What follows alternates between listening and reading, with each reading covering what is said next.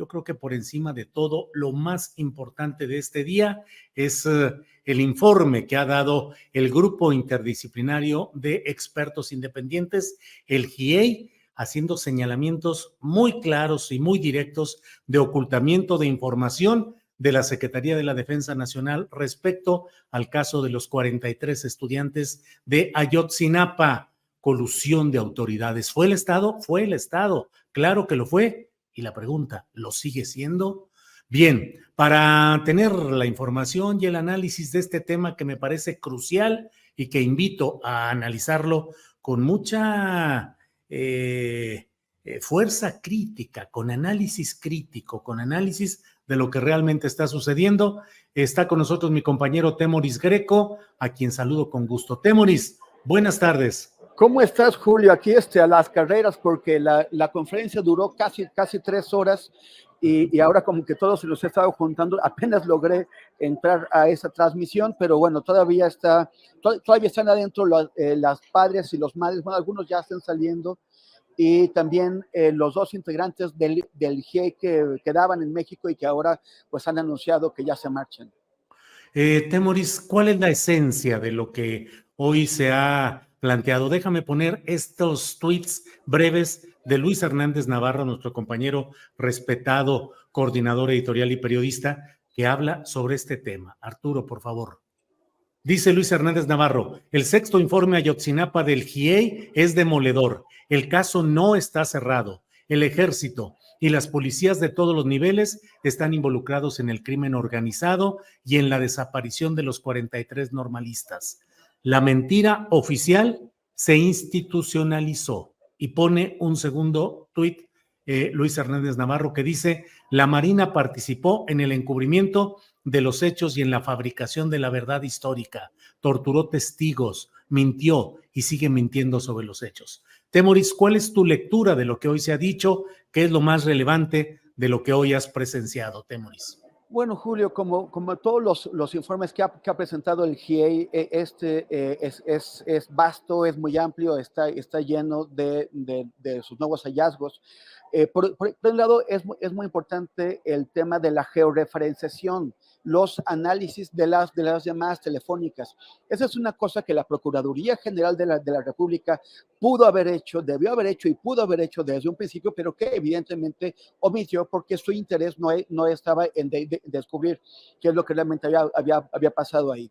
Pero a partir de esos análisis que ya se habían empezado a hacer y que ahora hicieron a mayor profundidad, pues se comprobó la presencia de elementos de distintas corporaciones que durante 9 años han negado. O sea, la mentira es flagrante, dura ya 9 años y ha ido de un sexenio a otro sexenio. Encontraron, o se pudieron ubicar, por ejemplo, a estas figuras que se llaman OBIs, los órganos de búsqueda de información. Estos OBIs son agentes de inteligencia militar desplazados sobre el terreno.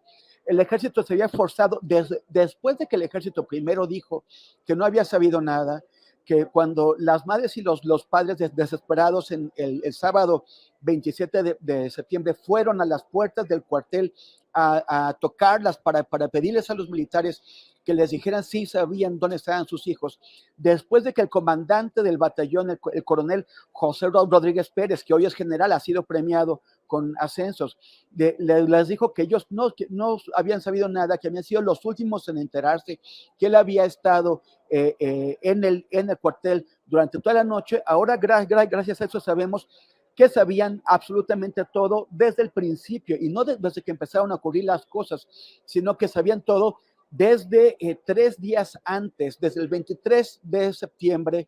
El secretario de la Defensa, el general Cienfuegos, había circulado una orden a los batallones 27, 43 y 50 que están en Guerrero, de que se informara de inmediato todo lo que ocurriera relacionado con la movilización del 2 de octubre, el aniversario de la masacre de Tlatelolco.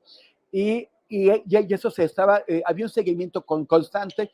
ellos habían reconocido, como decía hace un rato, la presencia de 2 OVNIs, pero resulta que ya el GIEI, a través de la georreferenciación telefónica, ya descubrió que eran 4 agentes, 4 OVNIs en la ciudad de Iguala, sobre el terreno, además del agente, del joven Patolsin, que estaba infiltrado entre los estudiantes, que simulaba ser un estudiante y que es finalmente uno de los 43 que desapareció. También están los movimientos del propio coronel José Rodríguez Pérez, el mismo que les dijo a las madres que preguntaban por sus hijos, que él había estado encerrado. Él estuvo haciendo numerosos movimientos esta noche.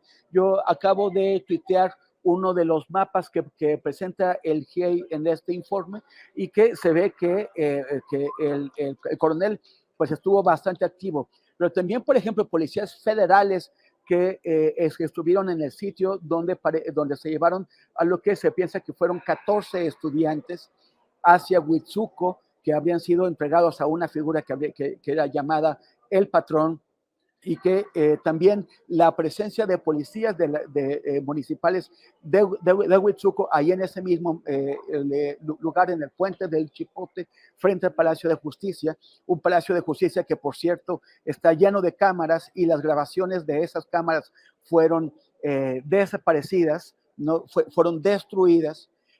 Y por eso hay una imputación contra la presidencia del Tribunal de Justicia por la desaparición de esas evidencias. Y también hay, bueno, todos los movimientos de SEDENA, de Policía Federal Ministerial, de Policía Estatal Ministerial, además de los agentes del CISEN. Durante 9 años, esas instituciones que se coludieron para mentir, han intentado hacernos creer que no sabían nada. Y la cuestión es cómo se coludieron esas instituciones, porque no es casual. Inicialmente para disimular su participación en los hechos del 26 al 27 de septiembre, pero después en la fabricación de esta gran mentira histórica. Y otro asunto que es también muy grave, Julio, sí, muy preocupante, es el caso de Julio César Mondragón. Julio sí. César Mondragón es el joven normalista, padre de familia, no llegó a conocer a su hijita, que fue secuestrado, fue asesinado, fue torturado y que pues alguien difundió, no se sabe quién, eso es un probable delito, difundió las fotos de su cadáver pues en unas escenas dantescas. El GIEI detectó contradicciones en los informes de la Sedena, porque unos informes decían que su cadáver había sido encontrado producto de una denuncia anónima en un lugar en la zona industrial de Iguala por el Batallón 41 a las 9:30 de la mañana, y otro decía que había sido encontrado más de una hora después por personal del Batallón 27. La cosa es que cuando el GIEI pide la aclaración de dónde lo encontraron en realidad y qué unidad fue, la devuelven una información totalmente contraria que dice que el cadáver fue hallado por el Batallón 41, pero en otra población, 8 kilómetros al norte, en Mezcatlapa. Eso significa que hay una simulación, que el cadáver fue trasladado. O sea, hay que preguntarse quién lo mató, por qué con esta hazaña tan especial, pero también por qué lo trasladan y por qué la Secretaría de la Defensa Nacional también miente en este caso sobre a qué hora fue hallado el cadáver, quién lo halló y en qué lugar.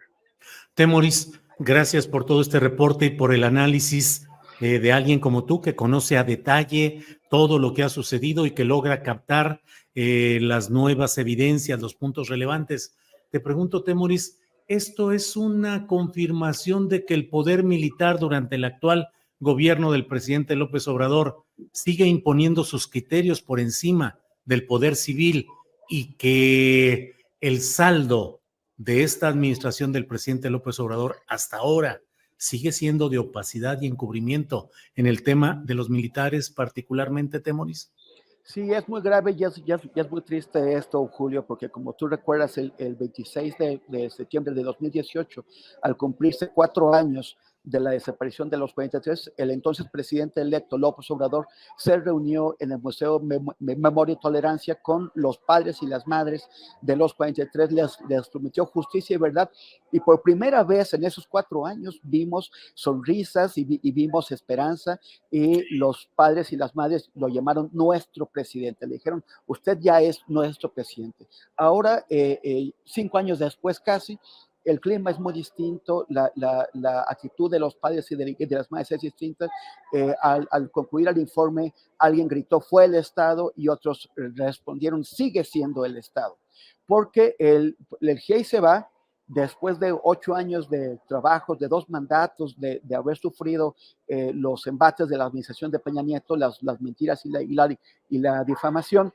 El GIEI se va porque el ejército y la Marina, porque Sedena y Semar se negaron a cumplir las órdenes explícitas y reiteradas que les dio el presidente de la República de abrir todos sus archivos, de entregar toda su documentación, de dar acceso a todo su personal y a sus instalaciones. El ejército mexicano y la Marina mexicana desacataron las órdenes del presidente de la República y mintieron descaradamente a la población. El GIEI se va porque dicen, ya no tenemos material, ya no tenemos acceso a toda la información disponible, y sin eso no podemos cumplirles a las madres y a los padres el compromiso también de contribuir a la verdad.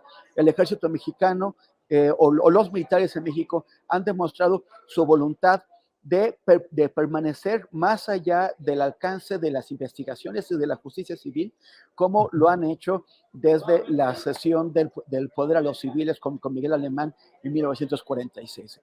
Los militares siguen creyendo que pertenecen a un foro distinto, que es un foro más allá del alcance de la Constitución, y su actitud en el caso de Ayotzinapa es una muestra flagrante de ello. Temoris, pues a reserva de lo que desees agregar, muy agradecidos de este reporte puntual, detallado, el contexto y la trascendencia de esto que es verdaderamente impactante.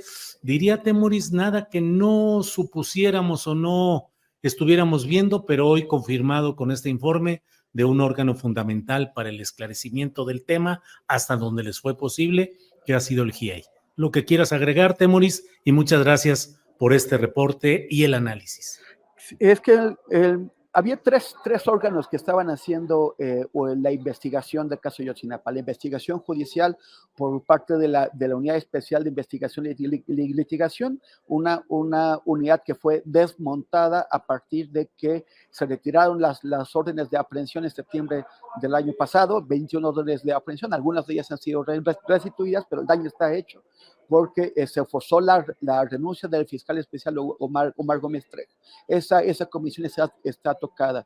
La Comisión para la Verdad, que encabeza el subsecretario de Gobernación, Alejandro Encinas, también ha sido cuestionada en la veracidad de las informaciones que ha presentado. Y ahora se va el GIEI. O sea, la investigación en general del caso de Ayotzinapa está herida, lastimada, está en una grave crisis, y es muy difícil. O sea, ya muchos empezamos a creer que será una herencia de este gobierno para el siguiente, en condiciones en las que no sabemos si podrán lograr que los militares se sometan al poder civil y se abran para que podamos saber qué es lo que pasó en este crimen y cuál fue su papel, el papel de la Sedena y el papel de la Semar. Temoris, muchas gracias por este reporte, por el análisis, por la puntualidad y la oportunidad. Muchas gracias, Temoris, Gracias, y seguiremos Julio. platicando. Un abrazo.